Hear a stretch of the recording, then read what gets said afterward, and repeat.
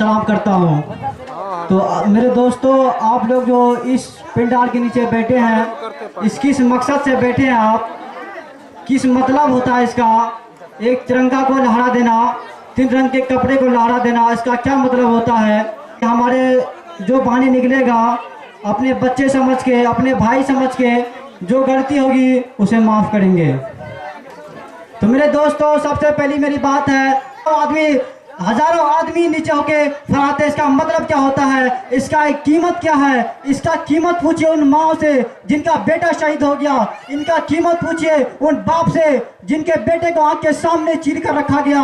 इनका कीमत उस बीवी से पूछिए जिसने अपने शौहर को अपने सुहागरात मना हुए शहीद कर दिया। इसका कीमत उन बेटा से पूछो जिसने अपने बाप को मरते हुए देखा। मेरे दोस्तों, ये झंडा का इतना कीमत है। आज मेरे दोस्तों, आज इसके लिए हम अपने सभी भाइयों से, बुजुर्गों से, दोस्तों से, मित्रों से कहना चाहते हैं कि आज हमारे देश में बहुत से भ्रष्टाचार आए हुए हैं जो हमारे एकता को नष्ट करने के लिए पुरजोर कोशिश कर रहे हैं। तो हमारे आए हुए सभी मेहमानों और अभिभावकों से कहते हैं कि शिक्षा एक ऐसी चीज है जो भ्रष्टाचार को रोकेगा, भ्रष्टाचार को दूर करेगा, प्रेम भाव को मिलाएगा। मेरे दोस्तों, आज हमारे गांव समाज, पूरे परिवार शिक्षा से अधूरे हैं। शिक्षा किसी के अंदर नहीं है। जो बड़े की इज्जत नहीं करते, छोटे की शफकत नहीं करते।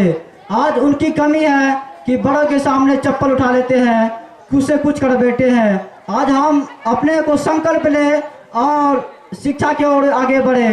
तो आज ये स्वतंत्रता के अवसर पर जिन शहीदों ने अपने जाने कुर्बानी दी, अंग्रेजों के सदियों तक हमने गुलामी की और कई वर्षों तक गुलामी की जंजीरें में जगड़े रहे। वो कल कोई गलत काम करता है, उसके ऊपर 1000 गांव वाले बैठते हैं। ये नहीं, आज पहले वो काम कीजिए। कल हमारे गांव से कोई लड़की पढ़ने के लिए कोचिंग स्कूल जाती है, उसके रास्ते में उसके साथ बदसलूकी की जाती है। ये उनकी बदसलूकी है। मेरे दोस्तों, मैं ये कहना चाहता हूँ और अपने आखिरी बात ये कहूँगा कि अपने देश और अपने समाज की रक्षा करें और अपने शिक्षा की ओर आगे बढ़ाए। हमारे माँ बाप, हमारे भाई बहन सब हमारे लिए एक महान आदमी है। हमारी शिक्षा की ओर आगे बढ़ाए। जिनको कि 48,000 रुपया मिलना है और उनको सर्टिफिकेट सभी मिल रहा है। पिछले दफा भी 9 विद्यार्थी पास किए थे, उन्होंने रुपया उठाया, जिसमें आशीष कुमार है, शोएब अख्तर है, बहुत सारे लड़के नामचीन हैं।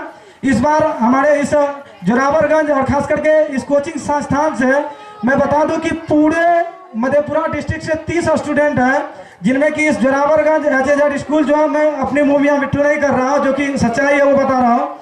15 स्टूडेंट पूरे मधेपुरा डिस्ट्रिक्ट में 30 है, जिनमें कि 15 स्टूडेंट हमारे यहाँ के, जिनको कि 48,000 रुपया 8वीं क्लास में केंद्र सरकार के द्वारा सर्टिफिकेट के साथ मिलना है।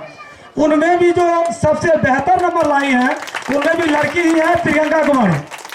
तो कहीं ना कहीं मैं देख रहा हूं कि हर बार हमारे यहाँ से सबसे पहला बैच जो मेरे यहाँ चला था, अंजलि मैट्रिक टॉपर रही थी हमारे यहाँ से, कोचिंग टॉपर, स्कूल टॉपर। उसके बाद सेकंड बैच में जरूर एक लड़का ने हाथ मारा था, 381 उसको नंबर रहे थे, लेकिन उसके बाद फिर रुकैया खातून 407। फिर इस बार मैट्रिक में भी आपको मौसम कुमारी 426। इस तरह से प्रोसेस है लड़कियों का।